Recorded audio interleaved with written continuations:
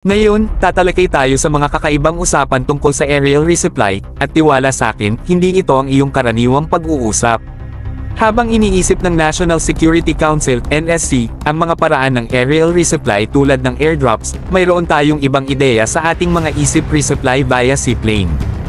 Oo, tama ang iyong narinig. Isipin mo ito, sa halip ng mga karaniwang airdrops, isipin mo ang isang makinis na Cessna 208 seaplane conversion na maamo na dumadaos-dos sa ibabaw ng dagat, nagdadala ng mga kailangang supply sa ating tropa o sa mga liblib na komunidad. Parang eksena sa isang action movie, pero ito ay maaaring magkaroon ng malaking epekto sa tunay na buhay ng operasyon sa logistics. Ngayon, pag-usapan natin ang logistics.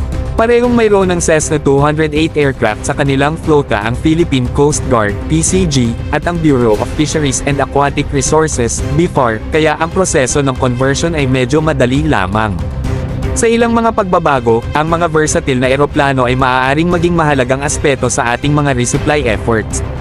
Pero bakit tayo titigil doon? Magpaka-creative tayo.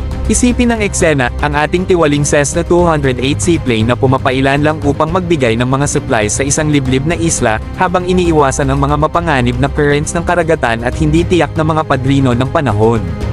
Parang isang high-stakes adventure, pero may positibong resulta para sa mga nangangailangan.